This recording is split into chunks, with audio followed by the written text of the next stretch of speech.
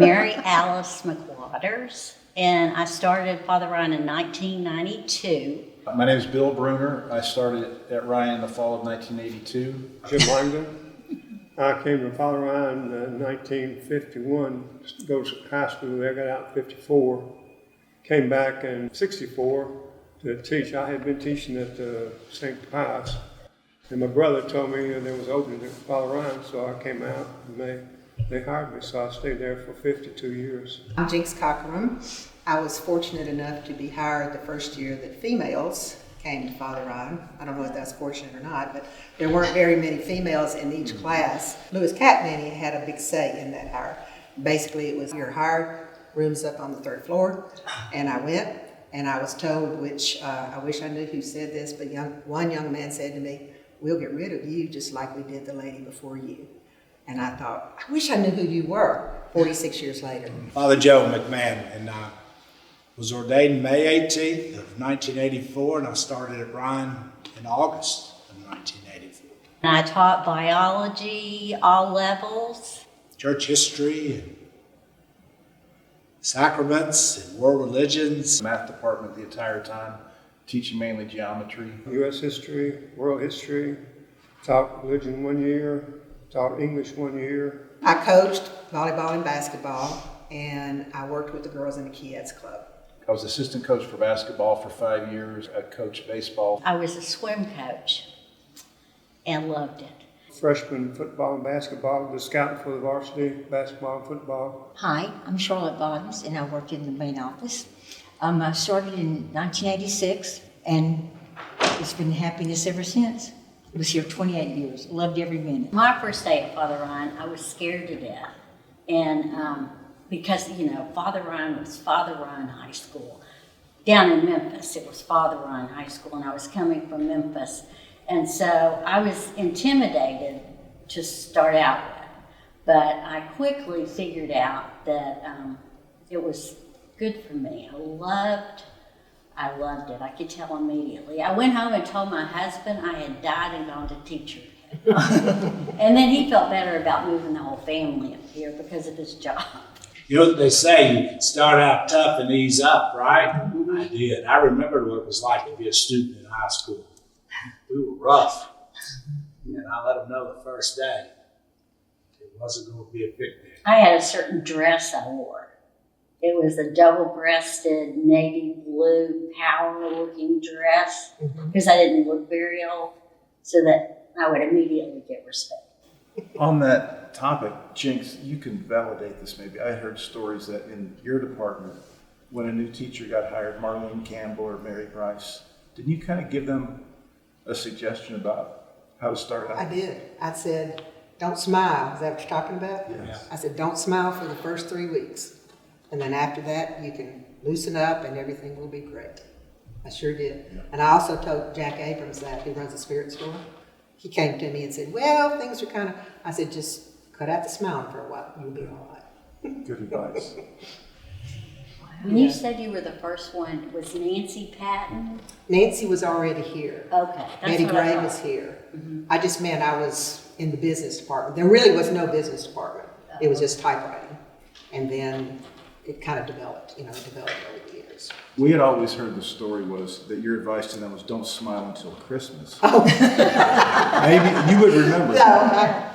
No, I hope not. I hope I didn't say that. Because you were worried about them getting it. Yeah, well, I was kind of like you. I had just gotten out of college, and I was most intimidated. I didn't come from a Catholic background at that time. I didn't know, I knew a little bit about Father Ryan, but I was not, around a lot of those kids' families and so forth. And so it was totally new to me. And when you walk into the classroom and it's all male, and just a couple of girls, it was very difficult. I don't even think I left the back part of my desk for weeks, just out of fear. Well, they didn't say that. Especially what they said to you. Yes, well. How about you? First days. Tell you the truth, I'm too old to remember. I just know I went over there. And So whoever, I forget remember who the principal was, and they hired me, so that's what it is. So that's about all I know. But Jim, you said that if you could do it again, you would. But I was not the smartest guy in the place. Even when I was a kid, I wasn't very smart. I was just doing that. And I was not a very good athlete. I wasn't good enough. So when they put me to coach and teach, I had to think of it, that if you encourage them rather than discourage them, you'll get something out of them. Yeah. So I tried that in football and basketball and on the class. So I don't know if it worked or not, but that's the way I tried to do it. But if you get mad at them, fuss at them all the time, they can't learn. And they can't learn if it's on the sport, they can't learn. Because they're worried about what's he going to say, what's he going to say. But if you let them know you can't screw up, it's going to happen to everybody once in a while. That doesn't mean you're finished. It just means you made a mistake. The same way to me in the classroom, the same way. I never forget, I have to tell you this story because this is weird. I was we we're going to have a test. So I'm in there and I said, all right, everybody, we got a test coming up, so-and-so. And this kid, he's a football player, he's a junior. He said, hey, coach. I said, what? He says, your tests are easy. I said, they are? He said, oh, yeah, everybody knows that. I said, why? He says, well, if you put it on the board, it's on the test. If you give us homework, it's on the test. And you give us notes, it's on the test. So we know exactly what's going to be on there. And what I really want to say to him after that is that you still got to study what I put on the board. They thought they were getting away with something. I said, okay, let them think that. He's going to study. You can't get that out of my mind because I see that kid, he's a junior. It was U.S. history. I can see that face now. The coach looked test easy. That's okay. It's probably happened to all of us like that, though. At some point, something like that has happened to us. And what a compliment. Yeah. I do remember stories coming back to me. Kid walks in first day in class, and I'm a new teacher. And he goes, howdy, partner. I looked at him. He said, I thought you were Father Chris. And I said, well, that was your second mistake. The first mistake is this isn't a rodeo, it's church history. You're going to sit in the front seat. You got to write a book. Poor Shirley Bassler. Oh, y'all. I drove her crazy. I guess it was my first or second week there, and one of the teachers called in sick, and class was going to start in about 10, 15 minutes. Class started, and so here comes Shirley. She opens up that front door of the office, and I thought, oh, God. She was in charge of the coverages, wasn't she? Yeah, She in charge of the coverages. Yes. Yeah, she was doing coverages at that time, and so she was not very happy with me. I'm thinking, oh my gosh, do I need to go home now? Just don't ever do that again. I said, I'm sorry. But yeah, I've done. I know, for me in the math department, and the subjects I was teaching, Shirley Bassler was huge. She was kind of my go-to person for the course content, and also just to handle different situations in the classroom. JRG, another math teacher a long time, was wonderful. Jinx is a mentor of mine. I don't know if I've ever made that clear enough to her, but especially in the coaching arena, she was a big mentor. Eddie Crenson was another one. We just had a lot of good support when I came out, a lot of good resources, a lot of good supportive people. My classroom was right across from Pat Langdon's. Starting out as a newbie teacher, and he'd come over and he was great. He was a real support. He taught me about life. Shirley Bassler was a mentor for me, and I asked her, I said, why did you reach out to me? She said, because you were serious about teaching. Yep. She was a great teacher. She sure is. So Pat taught me about life and teaching, and she taught me about the importance of being a good teacher. Mine was Nancy Patton and Phil Sargent. I was scared to death that I wouldn't be as good as they were. And so I went to Nancy at one point and I said, can I just sit in your class during my planning period? And she said, sure. I sat there a whole semester. Wow. And and it was great because it gave me confidence to teach high school where I could teach in junior high. She was a great teacher. She was. Mine were with the old dynasty. Obviously, Jim Sullins as principal, Louis Catnanny, for sure, who really kind of ran the school at that time. Father Fleming, one of the administrators, along with Eddie Crinson, Miss Gentry, who took me in and just basically taught me the ways. Miss Gentry just ran the school, and for some reason she sort of connected with me and I connected with her, and she told me things and told me how to do things that I would have known how to do. I hate to even mention specific people because, there are so many. Father Joe, all of them were just, in their own way. They may not have known it, that they were mentors at the time. But then as you go back and you look at it, you think, oh, what would I have done without that person's guidance throughout those years? We went through some really tough years, didn't we? Yes. And the other person that comes to mind for me is Father Black. Yes. He died within the first month of my teaching in 1984. And I went to, he was Dean's academic dean. Academic dean. And I got to meet with him before he got sick for the last time. And I said, Jim, what would you tell me about teaching? And he said, be fair and consistent. And I've never forgotten that. I've never forgotten that. And they'll stick with you. There you go.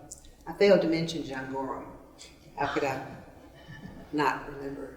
He was, athletically, he was obviously my mentor, but he loved teaching. Absolutely loved it. And I got a lot of my inspiration from him. His love for students and his love for teachers and his love for math. Oh, he loved math. I think about like C.A. Williams, who she could maybe work with a student that was really struggling, and they would manage to, she would pull them out of the deep, maybe grades of 60 and 65, and she'd pull them back out of there, and they would be passing her class. She could talk to them, and she had a way with the kids that where she talked to them, and it was like they wouldn't get mad. You never heard any student complain about her. You never heard any parent complain about, well, she was mean to my child. My child's really super smart, but that's not how it ever happened. There were several teachers like that. Think about Sarah Hayes. Loved that lady, Sarah Hayes. Sarah Hayes had a way with words and a way with people that, let's say that my contract was not going to be renewed, and we would sit down and we would talk. By the end of the conversation, it would be, I was the one that decided to leave. It wasn't where they were not going to renew my contract. It would be my decision to leave. She just had this real unique way with the students and with parents and with the faculty.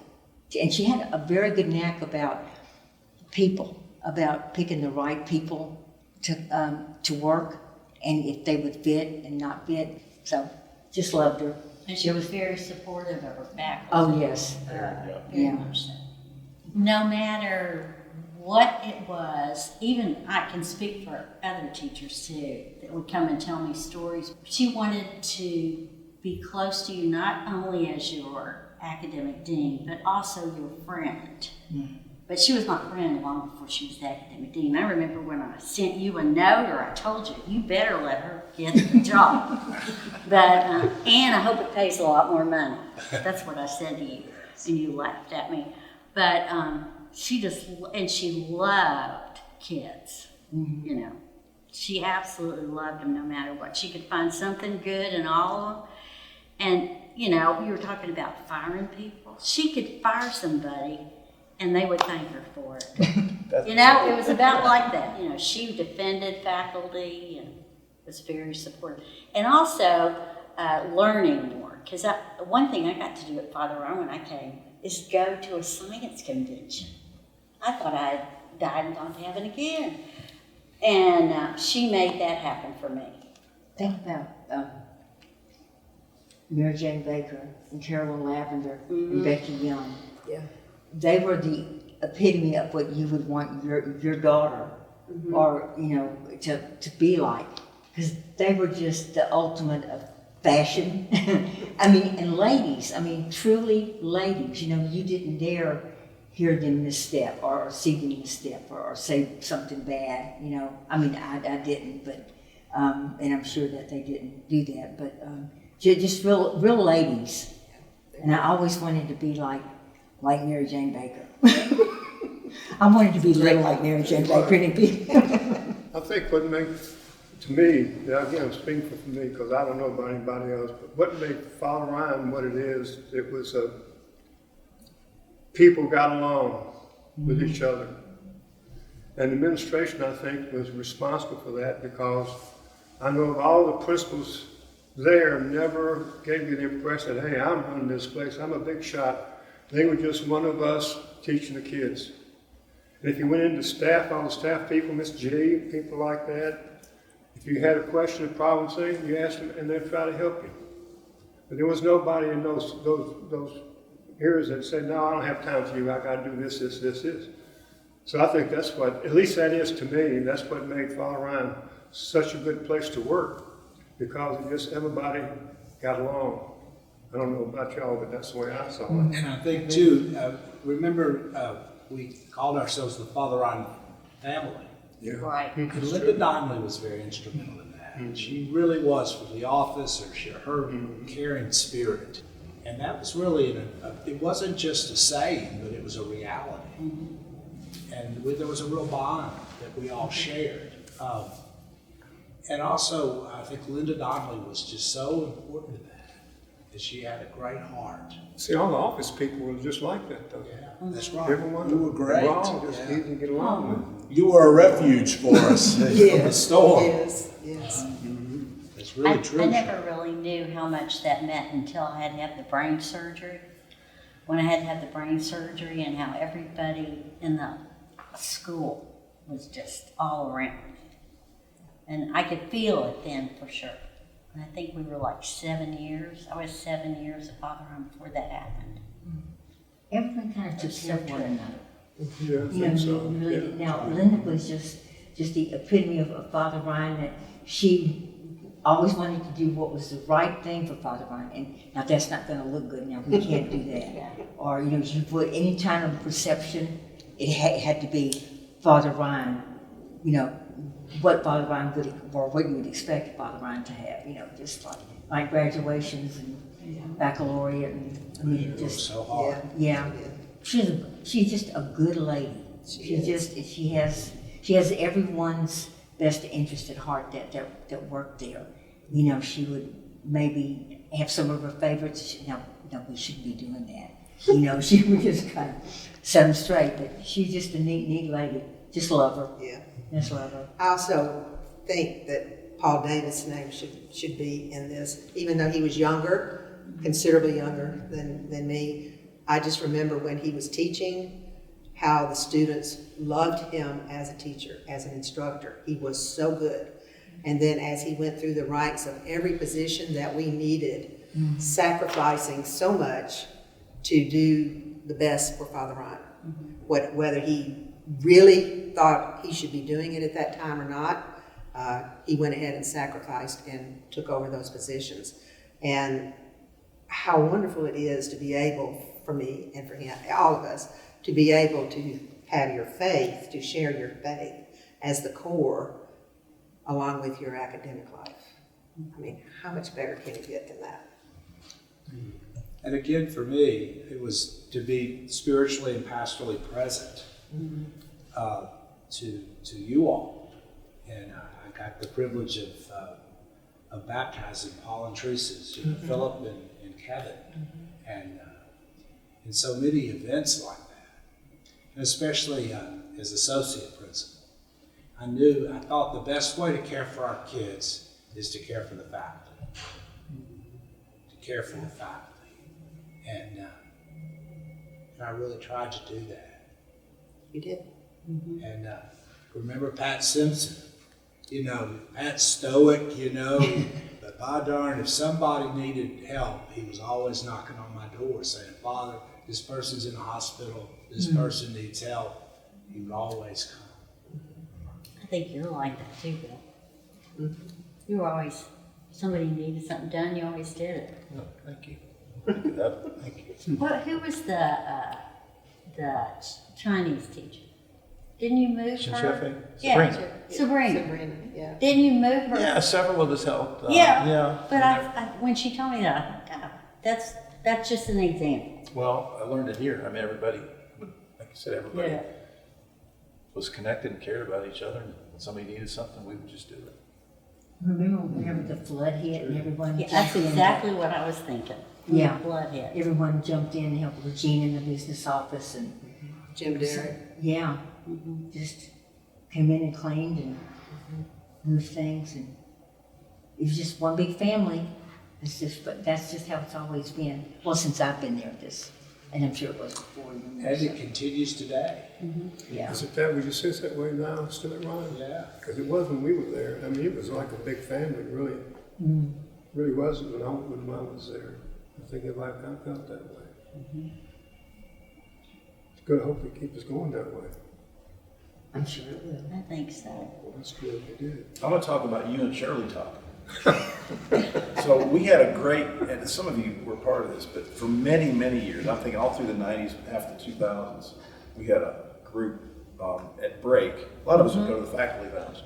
But there was like for lack of a better word, a women's section and a men's section, and the guys would sit around the table and kind of solve the problems of the world for 20 minutes. Yeah. And I know exactly who was there, which might be another conversation, but Shirley was our honorary woman mentor or group member of that group, and mainly her job was to come over and at any point she wanted to say something insulting to you. And, many of us, or a lot of us, didn't know. The first time I saw it, the first few times, it was like, I wonder why Shirley's so mad at you. Because they pulled it off very well, as you guys have seen. You give it back to her, but she was usually quicker. But it was just really funny when you kind of understood what the reality was. But to be able to joke the way you guys did says a lot about your friendship. That's true. That's true. Yeah. And then too, Jim, one of your gifts to Father Ryan was Nancy, your wife. Yeah. Yes. And Yeah. as a She was registrar, good. huh? She loved that school. I What tell a you, great lady. She still does. Yeah, she still does. Yeah. And I had the privilege to work with her when I was associate principal. Mm-hmm. So I say that whole area, if you ever go into school, you're going to find the same kind of people. Just good people that are just going to be part of the group, that's all. I mean, I don't care where it was, in the sports and so forth. And now you can go probably with coaches now. They get a little fussy sometimes. Yeah. I But think we our don't get fussy students, that much. our students really knew that we cared about them. Yeah. And it's amazing, years later, Mm-hmm. you know, they'll come, they'll call, they'll Yeah. show up. They remember things. One of them even said I was a good teacher. I really wanted to get that right.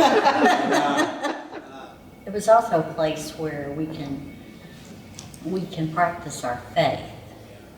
You know, we go to mass every morning. We go to mass with the kids once a month. All the holy days and all that stuff. I felt like that was key. Well, another thing makes it better too is the students. Because the students I don't remember having a whole lot of trouble out of them, really, to tell you the truth.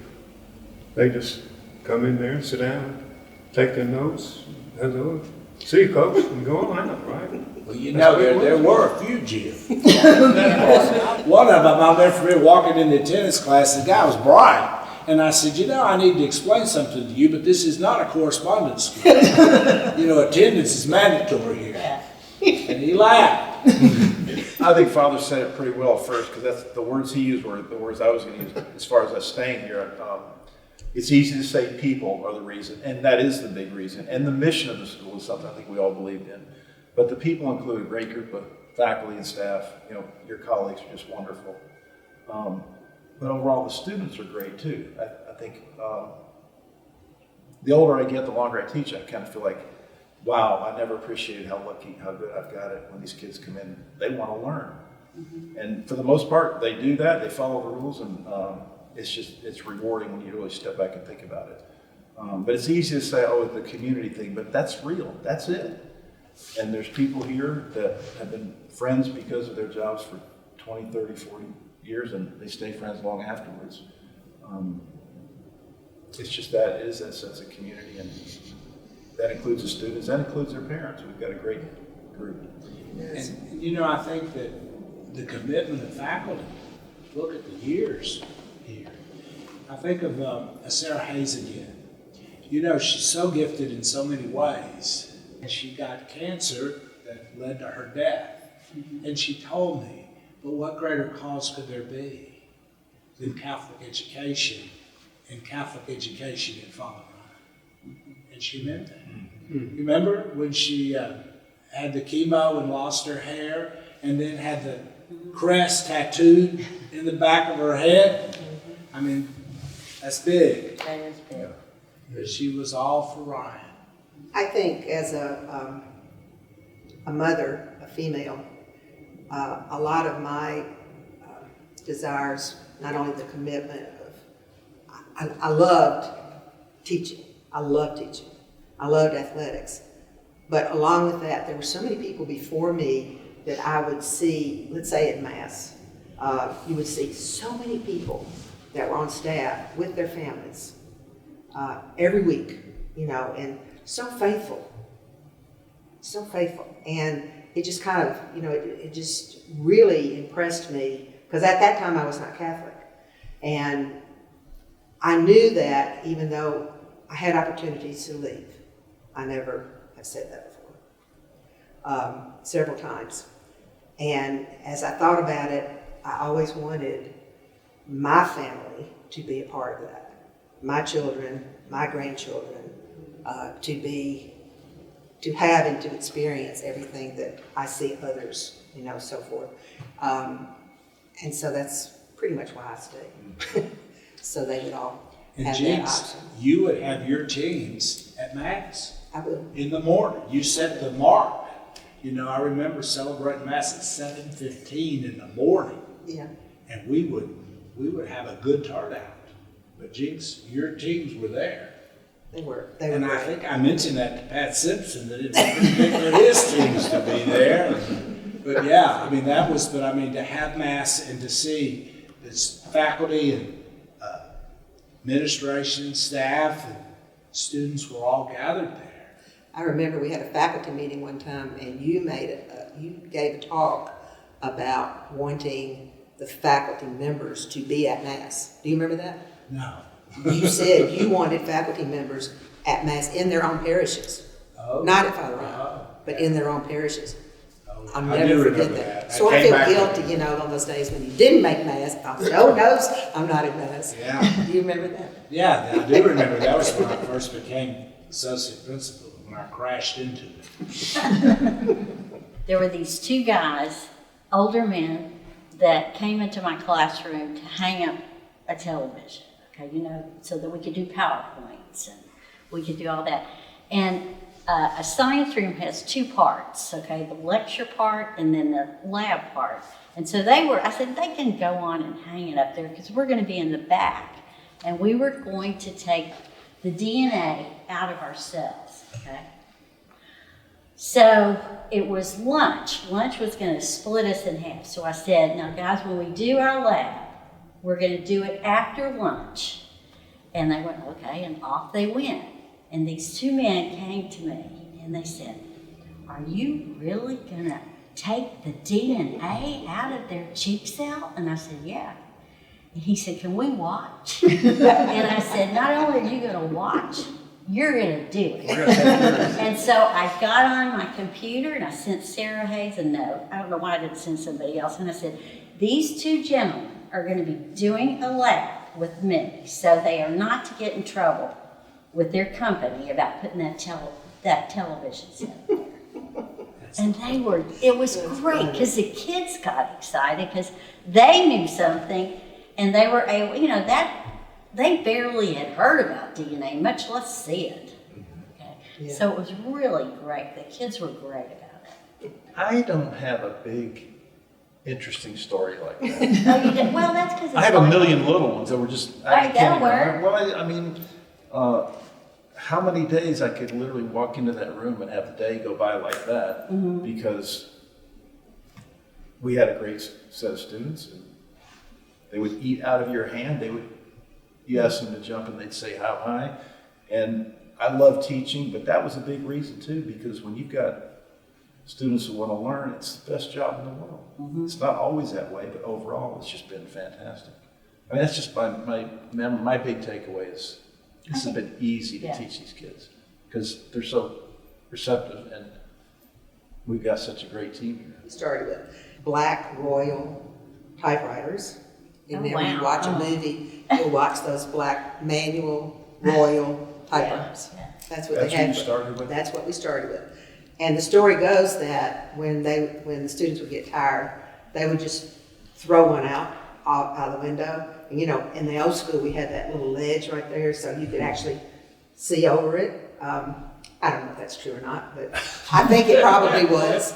We made all sorts of changes because society changed, technology changed. So we had to go from Royal typewriters to electronics to Selectrics to TRS-80s, trash, and then finally to computers and technology that they all have now. And so it was constant change.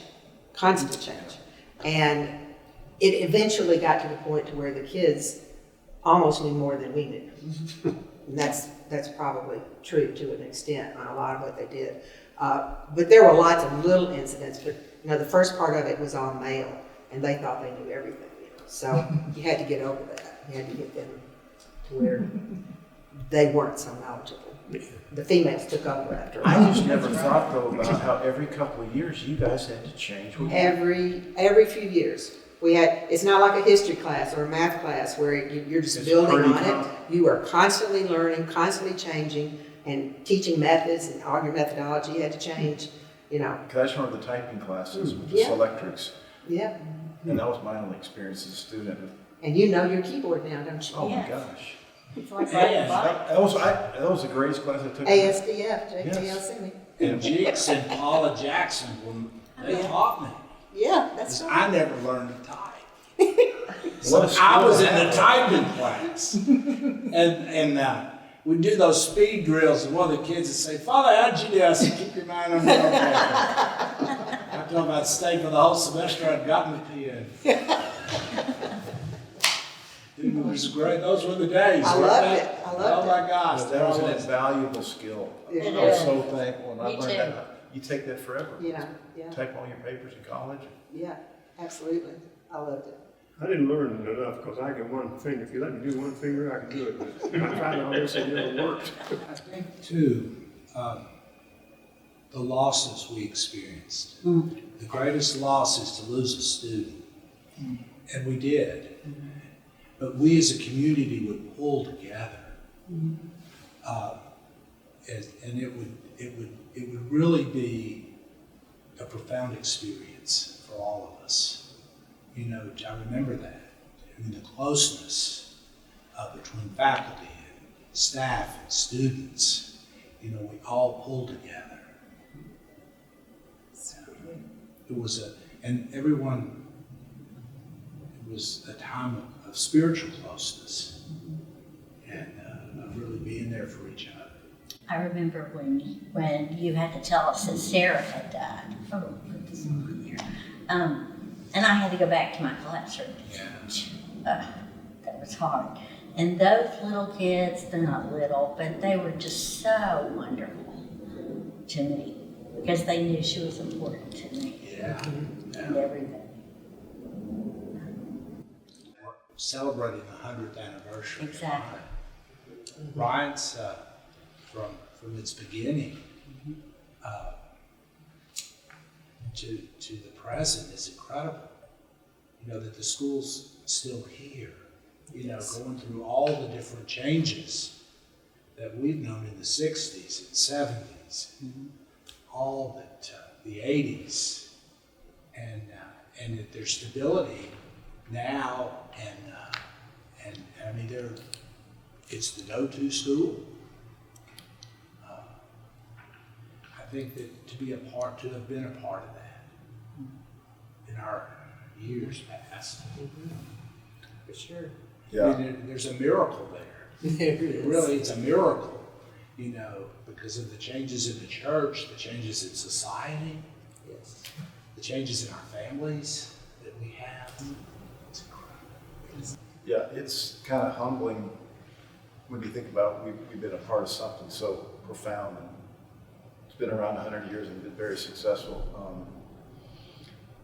It's kind of easier for me to get caught up in my time period, but this thing goes back to when the diocese took a chance on building a high school in the 20s, and I don't have all the history, of course, memorized, but kind of humbling and brings you some pride to know you were a part of it. And obviously us and the people who came before us, and hopefully the people who come after us, you kind of realize you did something right, you had an effect, you had a positive influence on people, and we've been part of continuing that, I guess.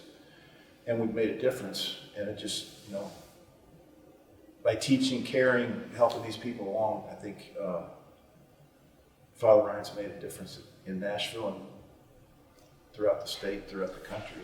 And coming to this campus, anything that could have gone wrong did. When we Remember, moved, it started when a corporation in the 80s offered $6.3 million for the Elliston property. We bought this property, and then the leadership at Oak Hill would not give us a permit to build. And that went all the way to the Tennessee Supreme Court I did not know for that. us to get permission to build. And while we were going through all that, the corporation that made the bid for the property failed. No. So anything that could have gone wrong did, and we're here. And we're here today. I don't think I could put it in words because it means so much to me, what has been over the years. I can remember when I was a child, when my brothers were going to Ryan, I can think about Ryan. I couldn't wait to get to Father Ryan. When I got over there, it was exactly what I thought it was going to be. This is, I don't know, it's just a great place to me when I got in there. But I don't know else how to say it because I've heard so much about Father Ryan. And of course I tell all I was just thinking about that because all my brothers, two of my brothers, one of them never got to finish because he got hung up in World War II. So he never came back. But my other brother and the second brother went in and he came back and went back to Ryan and finished up. So I don't know how to put it. It's just always been such an important part to me. I don't know how to put it in words, really. It means the whole place. The whole place means a lot to me. Even this day, after going there, it's just a special place to me. I'll never forget it. But it may sound silly and goofy, but I can't help it. That's just the way I feel about the place.